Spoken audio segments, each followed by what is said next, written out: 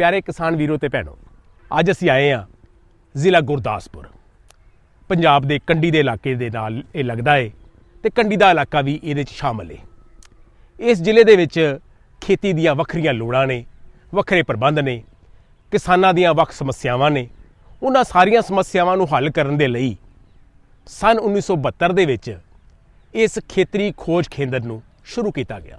भावें इस सोच की शुरुआत पहलां हो चुकी सी सन 1910 दे विच, जदों बतौर एक प्रयोग के तौर के उत्ते, खेती प्रयोग के तौर पर इस जगह के उत्ते आरंभ होईयां खेती खोजां ते बाद दे विच एक वड्डा संस्थान का रूप इन्हां लै लिया। आओ चलने आ इस संस्थान की तुहानूं सैर कराउने आ, खेती खोज केंद्र च जाने आ ते वखरे वखरे उपराले जिस संस्थान च कीते जा रहे हैं उन्हां नाल तुहानूं रूबरू करवाने आ।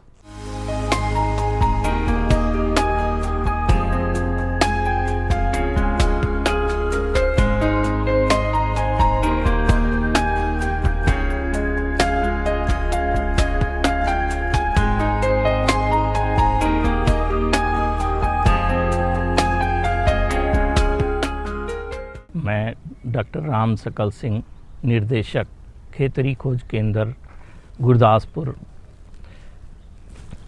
किसान राव, ये रीजनल रिसर्च स्टेशन गुरदासपुर या खेतरी खोज केंद्र Punjab agriculture university which Punjab ते सब माउंटेनियस रीजन जोन 2 विच सेवा दे रहा है अते ये पंजाब विच सब तो पुराना खेतरी खोज केंद्र है। 1910 विच इत्थे खेतरी खोज केंद्र एक टेस्टिंग वास्ते इत्थे शुरू किया गया सीगा। ये जिन्नी परख अधीन किस्मां अते तकनीक हुंदी सी इत्थे खेतरी खोज केंद्र विच हुंदी सी। 3 दशकों तक इत्थे किस्मां की टेस्टिंग होती रही। इस तो बाद 1941 विच इत्थे serial research station doctor Ramdhan Singh की लीडरशिप विच इत्थे शुरू किया गया। इत्थे मुख्य रूप तो सीरियल विच कनक की वैरायटी या किस्मां विकसित की गई अते 1962 विच इत्थे पंजाब एग्रीकल्चर यूनिवर्सिटी आने के बाद ये रीजनल सेंटर उत्थे पंजाब एग्रीकल्चर यूनिवर्सिटी विच काम करने लगा। इस तो बाद ये 1972 विच इत्थे रीजनल रिसर्च स्टेशन के तौर पे ये विकसित किया गया। इत्थे 4 अधारे काम कर रहे हैं। उत्थे रीजनल रिसर्च स्टेशन अते कृषि विज्ञान केंद्र, फार्मर सलाहकार सेवा केंद्र अते इंस्टीट्यूट ऑफ एग्रीकल्चर काम कर रहे हैं। ये चारों आधारा विच रीजनल रिसर्च स्टेशन या खेतरी खोज केंद्र विच तकरीबन 26 क्रॉप या फसलों विच शोध किया जा रहा है।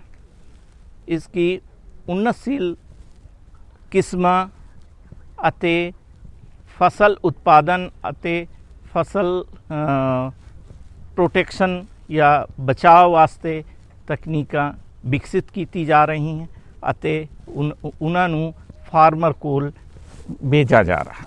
इत्थे कनक की तकरीबन 20 वैरायटी विकसित की गई हैं अते चोना की लगभग 15 वैरायटी इत्थे से दी गई हैं अते इत्थे सब तो चंगी एक तरह की फसल जिसका बहुत ही भविक बहुत ही चंगा है वो है गन्ने की फसल। इत्थे ਖੇਤਰੀ ਖੋਜ ਕੇਂਦਰ ਵਿੱਚ ਗੁਰਦਾਸਪੁਰ, ਹੁਸ਼ਿਆਰਪੁਰ, ਪਠਾਨਕੋਟ, ਤਰਨਤਾਰਨ, ਅੰਮ੍ਰਿਤਸਰ ਅਤੇ शहीद भगत सिंह नगर ਜ਼ਿਲ੍ਹਿਆਂ इस खोज केंद्र अंतर्गत ਇੱਥੇ आते हैं। ਅਤੇ ਪੰਜਾਬ ਵਿੱਚ ਜਿੰਨਾ ਰਕਬਾ ਗੰਨੇ ਵਿੱਚ ਹੈ ਤਕਰੀਬਨ 64% ਰਕਬਾ ਇसी ਖੋਜ ਕੇਂਦਰ ਵਿੱਚ ਆਉਂਦਾ ਹੈ।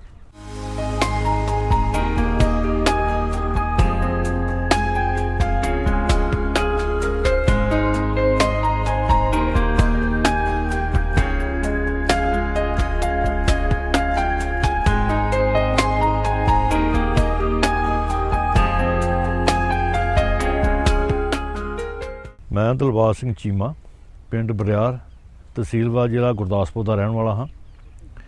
मैं इस स्टेशन के नाल बचपन तो ही तकरीबन जुड़िया हाँ, क्योंकि पहले मेरे दादा जी आते रहे ने सानू नाल लैके सानू उदों तो ही इस स्टेशन के नाल सीखण का मौका मिलिया। मेरे को इस वे 32 एकड़ की होल्डिंग है जिहदे मैं बाग लाया होया, विच कणक, झोना दालों का भी ते हरे चारे का भी करना। इस सेंटर तो असी रिसर्च सेंटर तो बहुत कुछ सीखने आ, खादा पान का, दवाइयां, जमीन परख ते कमाद की किस तरह गुडाई करनी है, बाग नूं किद्दां सामना। बेसिकली मेरा बहुता जिहड़ा ध्यान है असी बाग वाले पासे दिंदे आ।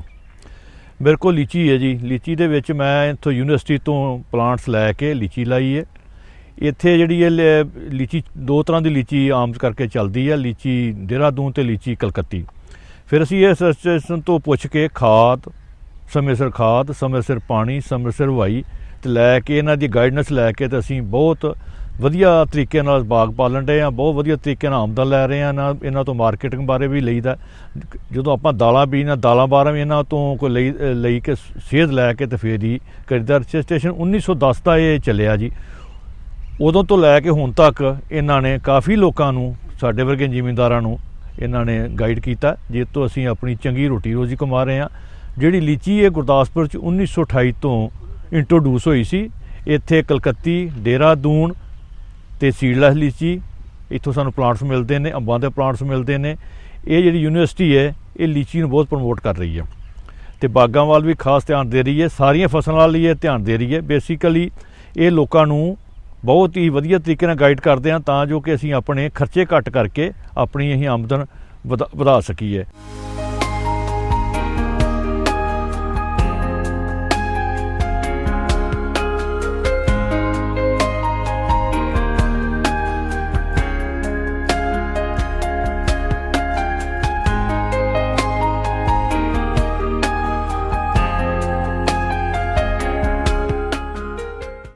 मेरा नाम अमन बहल है, मैं गुरदासपुर का रहने वाला ਅਤੇ ਸਾਡਾ ਜਿਹੜਾ ਫਾਰਮ ਹੈ ਪ੍ਰੇਮ ਨਗਰ ਹਰਦੋਸ਼ਰੀ ਰੋਡ ਗੁਰਦਾਸਪੁਰ ਵਿਖੇ ਹੈ।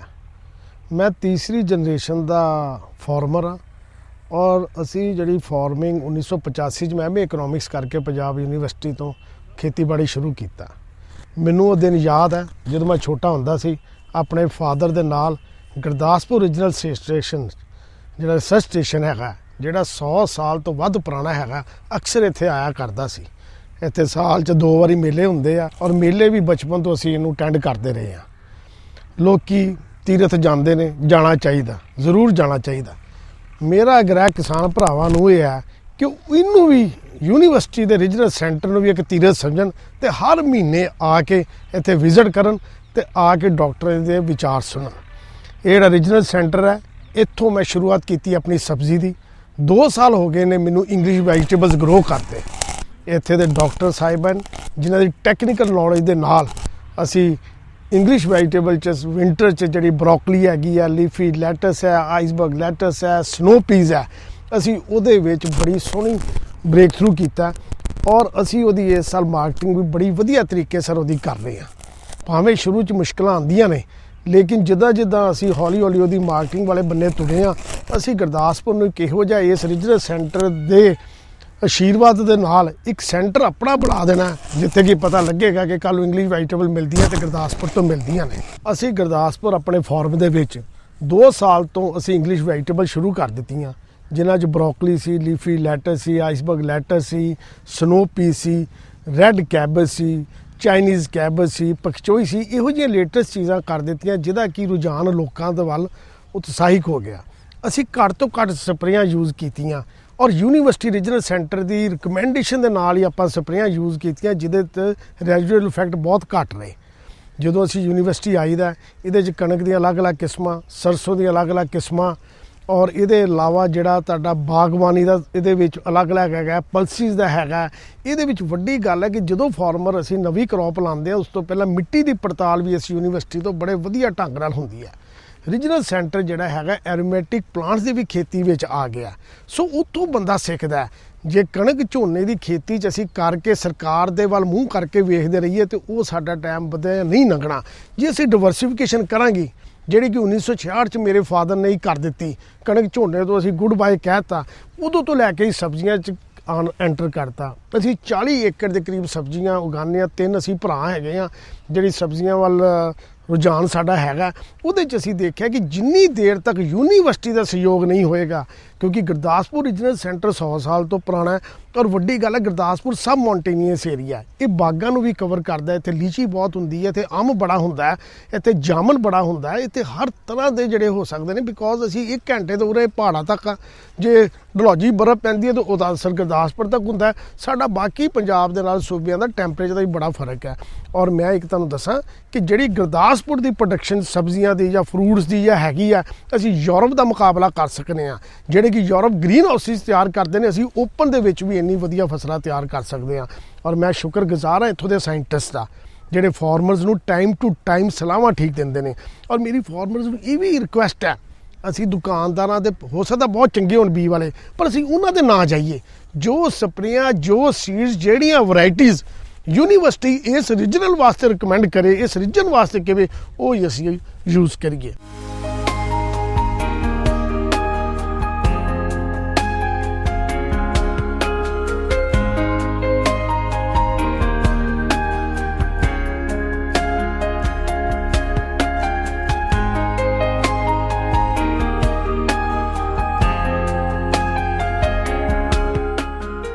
ਸਤਿ ਸ਼੍ਰੀ ਅਕਾਲ ਜੀ। ਮੇਰਾ ਨਾਮ ਗੁਰਪ੍ਰੀਤ ਸਿੰਘ ਹੈ ਔਰ ਮੈਂ ਪਿੰਡ ਜੌੜਾ ਸਿੰਘਾ ਦਾ ਰਹਿਣ ਵਾਲਾ ਜੀ। ਮੈਂ ਪਿਛਲੇ 5 ਸਾਲ ਤੋਂ ਇਸ ਖੇਤੀ ਦੇ ਧੰਦੇ ਵਿੱਚ ਪਿਆ ਜੀ। ਉਸ ਤੋਂ ਪਹਿਲਾਂ ਮੈਂ ਪ੍ਰਾਈਵੇਟ ਕੰਪਨੀ ਵਿੱਚ ਜੌਬ ਕਰਦਾ ਸੀ। ਮੇਰੇ ਕੋਲ ਟੋਟਲ 50 ਏਕੜ ਦੀ ਜ਼ਮੀਨ ਹੈ ਔਰ ਜਿਸ ਤਰ੍ਹਾਂ ਕਿ ਅੱਜ ਕੱਲ੍ਹ ਸਰਕਾਰ ਔਰ ਸਾਰੇ ਇਸ ਚੀਜ਼ ਵੱਲ ਧਿਆਨ ਦੇ ਰਹੇ ਨੇ ਕਿ ਕ੍ਰੌਪ ਡਾਈਵਰਸੀਫਿਕੇਸ਼ਨ ਯਾਨੀ ਖੇਤੀ ਵਿੱਚ ਵਿਭਿੰਨਤਾ ਲਿਆਉਣ ਵਾਸਤੇ, ਅਤੇ ਮੈਂ ਇਸ ਰੀਜਨਲ ਸਟੇਸ਼ਨ ਦੇ ਮਦਦ ਦੇ ਨਾਲ ਇਸ ਪਾਸੇ ਵੱਲ ਨੂੰ ਪਿਛਲੇ 2 ਸਾਲਾਂ ਤੋਂ ਕਦਮ ਚੁੱਕੇ ਨੇ ਅਤੇ ਕਣਕ ਝੋਨੇ ਦੇ ਗੇੜ 'ਚੋਂ ਨਿਕਲ ਕੇ ਮੈਂ ਗੰਨਾ, ਸਰੋਂ, ਅਲਸੀ, ਮਸਰ, ਮੂੰਗੀ, ਮਾਂ ਇਸ ਚੀਜ਼ ਦੀ ਖੇਤੀ ਕਰ ਰਿਹਾ। ਮੇਰਾ ਇਹ ਮੰਨਣਾ ਹੈ ਕਿ ਇਸ ਚੀਜ਼ ਦੀ ਜਿਹੜੀ ਸਾਡਾ ਇਸ ਐਨਵਾਇਰਨਮੈਂਟ ਹੈ, ਇਸ ਚੀਜ਼ ਲਈ ਬਹੁਤ ਹੀ ਲਾਹੇਵੰਦ ਹੈ। ਗੰਨੇ ਦੀ ਖੇਤੀ ਦੇ ਨਾਲ ਨਾਲ ਇੰਟਰ ਕ੍ਰੋਪਿੰਗ ਵੀ ਆਪਾਂ ਕਰ ਸਕਦੇ ਹਾਂ। ਜਿਸ ਤਰ੍ਹਾਂ ਜੇ ਅੱਜ ਕੱਲ੍ਹ ਦਾ ਅਸੀਂ ਗੰਨਾ ਲਗਾਉਣਾ, ਉਹਦੇ ਵਿੱਚ ਮਾਂ, ਮੂੰਗੀ, ਮਸਰ ਬੀਜ ਸਕਦੇ ਹਾਂ। ਅਗਰ ਆਟਮ ਯਾਨੀ ਕਿ ਸਤੰਬਰ ਅਕਤੂਬਰ 'ਚ ਅਸੀਂ ਗੰਨਾ ਲਗਾਉਂਦੇ ਹਾਂ, ਅਤੇ ਉਸ ਦੇ ਵਿੱਚ ਸਰਸੋਂ ਅਤੇ ਹੋਰ ਕਈ ਤਰ੍ਹਾਂ ਦੀ ਖੇਤੀ ਅਸੀਂ ਕਰ ਸਕਦੇ ਹਾਂ। ਰੀਜਨਲ ਸਟੇਸ਼ਨ ਸੱਚ ਗੁਰਦਾਸਪੁਰ ਦੀ ਮਦਦ ਦੇ ਨਾਲ ਮੈਂ ਇਸ ਚੀਜ਼ ਵਿੱਚ ਬਹੁਤ ਹੀ ਅੱਗੇ ਵੱਧ ਚੁੱਕਿਆ ਹਾਂ ਅਤੇ ਬਾਕੀਆਂ ਨੂੰ ਵੀ ਇਹ ਅਪੀਲ ਕਰਦਾ ਹਾਂ ਕਿ ਉਹ ਇਸ ਸਟੇਸ਼ਨ ਤੋਂ ਮਦਦ ਲੈਣ ਅਤੇ ਖੇਤੀ ਵਿਭਿੰਨਤਾ ਨੂੰ ਅਪਣਾਉਣ। ਮੈਂ ਖੇਤੀ ਵਿਭਿੰਨਤਾ ਦੇ ਤਹਿਤ ਸਰੋਂ GSC 7 ਜਿਹੜੀ ਕਿ ਨਵੀਂ ਵੈਰਾਇਟੀ ਯੂਨੀਵਰਸਿਟੀ ਨੇ ਲਾਂਚ ਕੀਤੀ ਸੀ, ਯੂਨੀਵਰਸਿਟੀ ਦੇ ਇਸ ਖੋਜ ਕੇਂਦਰ ਦੀ ਸਹਾਇਤਾ ਦੇ ਨਾਲ ਮੈਂ 11 ਏਕੜ ਦੇ ਵਿੱਚ ਇਸ ਦੀ ਕਾਸ਼ਤ ਕੀਤੀ ਅਤੇ ਬਹੁਤ ਹੀ ਵਧੀਆ ਰਿਜ਼ਲਟ ਆਏ ਨੇ। ਕਣਕ ਦੀ ਖੇਤੀ ਤੋਂ ਮੈਨੂੰ ਲੱਗਦਾ ਹੈ ਕਿ ਬਹੁਤ ਅੱਗੇ ਜਾਏ ਮੈਨੂੰ ਪ੍ਰੋਫਿਟ ਦੇਵੇਗੀ। GSC 7 ਜਿਹੜੀ ਬਹੁਤ ਹੀ ਵਧੀਆ ਰੋਗ ਰਹਿਤ, ਇਸ ਨੂੰ ਕੋਈ ਵੀ ਬਿਮਾਰੀ ਦਾ ਜਿਹੜਾ ਇਸ 'ਤੇ ਹਮਲਾ ਨਹੀਂ ਹੋਇਆ, ਬਹੁਤ ਵਧੀਆ ਫਲਦਾਰ ਚੱਲ ਰਹੀ ਹੈ। ਬਾਗਬਾਨੀ ਵਿਭਾਗ ਦੀ ਜੇ ਗੱਲ ਕਰੀਏ ਤਾਂ ਬਾਗਬਾਨੀ ਦੇ ਤਹਿਤ ਵੀ ਰੈੱਡ ਲੇਡੀ 786 ਪਪਾਇਆ ਨਾਮ ਦੀ ਵੈਰਾਇਟੀ ਯੂਨੀਵਰਸਿਟੀ ਨੇ ਅੱਜ ਤੋਂ 2 ਸਾਲ ਪਹਿਲਾਂ ਰਿਲੀਜ਼ ਕੀਤੀ ਸੀ ਔਰ ਮੈਨੂੰ ਇਹ ਕਿਹਾ ਗਿਆ ਸੀ ਕਿ ਤੁਸੀਂ ਨੈੱਟ ਹਾਊਸ ਹੀ ਉਸ ਦੀ ਖੇਤੀ ਕਰ ਸਕਦੇ ਜੇ। ਲੇਕਿਨ ਡਾਕਟਰ RS ਸਿੰਘ ਦੀ ਸਲਾਹ ਦੇ ਅਨੁਸਾਰ ਮੈਂ ਉਸ ਨੂੰ ਓਪਨ ਦੇ ਵਿੱਚ ਥੋੜ੍ਹੇ ਜਿਹੇ ਤਕਰੀਬਨ 50 ਬੂਟੇ ਲੈ ਕੇ ਉਸ ਦਾ ਐਕਸਪੈਰੀਮੈਂਟ ਕੀਤਾ ਔਰ ਜਦੋਂ ਮੈਂ ਡਾਕਟਰ ਸਾਹਿਬ ਨੂੰ ਉਸ ਦੀਆਂ ਵੀਡੀਓ ਭੇਜੀਆਂ ਅਤੇ ਡਾਕਟਰ ਸਾਹਿਬ ਨੇ ਵਿਸ਼ਵਾਸ ਨਹੀਂ ਕੀਤਾ। ਇੱਕ ਪੌਦੇ ਨੂੰ 60 ਦੇ ਕਰੀਬ ਜਿਹੜੇ ਉਹ ਪਪੀਤੇ ਲੱਗੇ ਸੀ। ਰੈੱਡ ਲੇਡੀ 786 ਵੀ ਬਹੁਤ ਹੀ ਵਧੀਆ ਇੱਕ ਵੈਰਾਇਟੀ ਹੈ। ਜਿੱਥੋਂ ਤੱਕ ਸਰੋਂ ਦੀ ਮਾਰਕੀਟਿੰਗ ਦਾ ਸਵਾਲ ਹੈ, ਸਰੋਂ ਮੰਡੀਆਂ ਦੇ ਵਿੱਚ ਅਕਸਰ ਸਰੋਂ ਦੀ ਮਾਰਕੀਟਿੰਗ ਦੇ ਵਿੱਚ ਕੋਈ ਖਾਸ ਮੁਸ਼ਕਿਲ ਵੀ ਨਹੀਂ ਆਉਂਦੀ। ਅਗਰ ਇਸ ਮਾਰਕੀਟ ਦੇ ਵਿੱਚ ਜ਼ਿਆਦਾ ਹੋਣ ਕਾਰਨ ਅਗਰ ਇਸ ਦਾ ਰੇਟ ਘੱਟ ਹੈ, ਤੁਸੀਂ ਇਹਨੂੰ ਸੁਕਾ ਕੇ 2-3 ਮਹੀਨੇ ਲਈ ਇਸ ਨੂੰ ਪ੍ਰੀਜ਼ਰਵ ਵੀ ਕਰ ਸਕਦੇ ਜੇ। ਇਸ ਨੂੰ ਵੇਚਣ ਦੇ ਵਿੱਚ ਕੋਈ ਵੀ ਮੁਸ਼ਕਿਲ ਨਹੀਂ ਆਉਂਦੀ। ਸਰੋਂ ਜਿਹੜੀ ਕਣਕ ਦਾ ਬਹੁਤ ਹੀ ਵਧੀਆ ਜਿਹੜਾ ਉਹਦਾ ਆਲਟਰਨੇਟ ਹੈ। ਮੈਂ ਸਾਰੇ ਕਿਸਾਨ ਭਰਾਵਾਂ ਨੂੰ ਇਹ ਦੱਸਣਾ ਚਾਹੁੰਦਾ ਹੈ ਕਿ ਕਣਕ ਝੋਨੇ ਨੂੰ ਛੱਡ ਕੇ ਸਰੋਂ ਅਤੇ ਇਸ ਤਰ੍ਹਾਂ ਦੀ ਹੋਰ ਖੇਤੀ ਨੂੰ ਆਪਾਂ ਅੱਗੇ ਅਪਣਾ ਸਕਦੇ ਹਾਂ ਜੀ। ਮੈਂ ਡਾਕਟਰ ਸੁਖਜੀਤ ਕੌਰ ਜੋ ਕਿ ਸਹਾਇਕ ਬਾਗਵਾਨੀ ਵਿਗਿਆਨੀ PAU ਦੇ ਖੇਤਰੀ ਖੋਜ ਸਟੇਸ਼ਨ ਗੁਰਦਾਸਪੁਰ ਵਿਖੇ ਆਪਣੀਆਂ ਸੇਵਾਵਾਂ ਦੇ ਰਹੀ ਹਾਂ। ਅੱਜ ਮੈਂ ਤੁਹਾਨੂੰ ਇਸ ਖੇਤਰੀ ਖੋਜ ਸਟੇਸ਼ਨ ਦੀ ਬਾਗਬਾਨੀ ਦੀ ਸ਼ਾਖਾ ਬਾਰੇ ਤੁਹਾਡੇ ਨਾਲ ਕੁਝ ਵਿਚਾਰ ਸਾਂਝੇ ਕਰਨਾ ਚਾਹਾਂਗੀ। ਇਸ ਵਿੱਚ ਸਭ ਤੋਂ ਪਹਿਲਾਂ ਮੈਂ ਦੱਸਣਾ ਚਾਹਾਂਗੀ ਕਿ ਜਿਹੜੀ ਇਸ ਖੋਜ ਸਟੇਸ਼ਨ ਦੀ ਜਿਹੜੀ ਬਾਗਬਾਨੀ ਸ਼ਾਖਾ ਆ ਸਨ 1928 ਦੇ ਵਿੱਚ ਇੱਥੇ ਸ਼ੁਰੂ ਕੀਤੀ ਗਈ ਤੇ ਇਸ ਬਾਗਬਾਨੀ ਸ਼ਾਖਾ ਦੇ ਵਿੱਚ ਜਿਹੜੇ ਕਿ ਇਹ ਆਪਾਂ ਜਿਵੇਂ ਸਾਰਿਆਂ ਨੂੰ ਪਤਾ ਹੀ ਹੈ ਕਿ ਜਿਹੜਾ ਗੁਰਦਾਸਪੁਰ ਦਾ ਜਿਹੜਾ ਜ਼ਿਲ੍ਹਾ ਆ ਇਹ ਨੀਮ ਪਹਾੜੀ ਖੇਤਰ ਦੇ ਵਿੱਚ ਇੱਕ ਆਉਂਦਾ ਹੈ ਤੇ ਇਹਦੇ ਵਿੱਚ ਜਿਹੜੇ ਵੀ ਇਸ ਇਲਾਕੇ ਦੇ ਵਿੱਚ ਜਿਹੜੇ ਫਲਦਾਰ ਬੂਟੇ ਆਉਂਦੇ ਆ ਜਿਵੇਂ ਅੰਬ ਹੋ ਗਿਆ, ਲੀਚੀ ਹੋ ਗਈ, ਆੜੂ ਹੋ ਗਿਆ, ਲੂਚਾ ਹੋ ਗਿਆ ਤੇ ਨਾਖ, ਨਾਸ਼ਪਤੀ ਆਲੀ ਅਤੇ ਲੁਕਾਟ ਆਦਿ ਫਲਦਾਰ ਬੂਟਿਆਂ ਦੀ ਜਿਹੜੀ ਆਪਾਂ ਨਰਸਰੀ ਆ ਉਹ ਤਿਆਰ ਕਰਕੇ ਜਿਹੜੇ ਕਿਸਾਨਾਂ ਨੂੰ ਆਪਾਂ ਉਹ ਦਿੰਦੇ ਆ। ਇਸ ਤੋਂ ਬਾਅਦ ਜਿਹੜੀ ਇਸ ਸਟੇਸ਼ਨ ਤੇ 1972-73 ਦੇ ਵਿੱਚ ਜਿਹੜੀ ਮੈਂ ਦੱਸਿਆ ਹੈ ਕਿ ਜਿਹੜੀ ਨਰਸਰੀ ਹੈ ਉਹ ਦੀ ਸ਼ੁਰੂਆਤ ਕੀਤੀ ਗਈ। ਇਹਦੇ ਵਿੱਚ ਜਿਹੜੀ ਪੰਜਾਬ ਖੇਤੀਬਾੜੀ ਯੂਨੀਵਰਸਿਟੀ ਵੱਲੋਂ ਪ੍ਰਮਾਣਿਤ ਫਲਦਾਰ ਬੂਟਿਆਂ ਦੀਆਂ ਕਿਸਮਾਂ ਦੇ ਵਿੱਚ ਜਿਵੇਂ ਅੰਬ ਦੇ ਵਿੱਚ ਹੋ ਗਿਆ ਦੁਸ਼ਹਿਰੀ, ਲੰਗੜਾ, ਅਲਫੋਂਜ਼ੋ, ਜੀਐਨ 1 ਤੋਂ ਲੈ ਕੇ 7 ਤੱਕ ਤੇ ਗੰਗੀਆਂ ਸੰਧੂਰੀ ਦੀਆਂ ਪੰਜਾਬ ਦੀਆਂ ਅੰਬ ਦੀਆਂ ਜਿਹੜੀਆਂ ਕਿਸਮਾਂ ਅਸੀਂ ਕਿਸਾਨਾਂ ਨੂੰ ਤਿਆਰ ਕਰਕੇ ਦੇ ਰਹੇ ਹਾਂ। ਇਹਦੇ ਵਿੱਚ ਲੀਚੀ ਦੇ ਵਿੱਚ ਆਉਂਦਾ ਆ ਜਿਹੜੀ ਮੇਨ ਕਿਸਮ ਹੈਗੀ ਹੈ ਦੇਹਰਾਦੂਨ ਕਲਕੱਤੀਆ ਸੀਡਲੈਸ ਲੇਟ।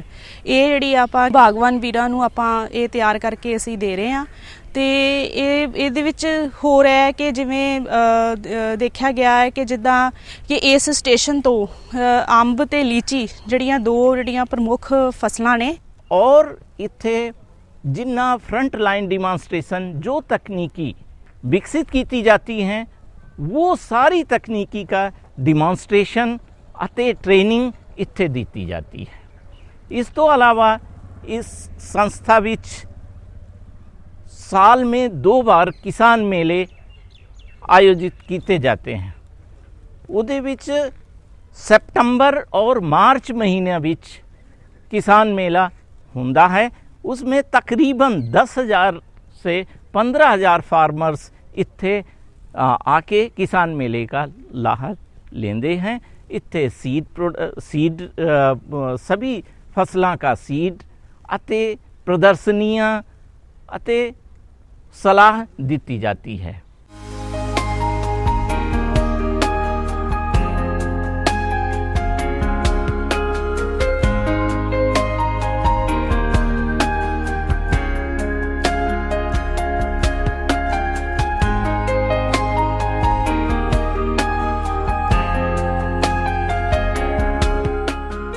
ਚਾਹੇ ਖੇਤੀ ਪ੍ਰਸਾਰ ਹੈ, ਚਾਹੇ ਖੇਤੀ ਖੋਜ ਹੈ ਤੇ ਚਾਹੇ ਕਿਸਾਨਾਂ ਦੀ ਸਿਖਲਾਈ ਹੈ।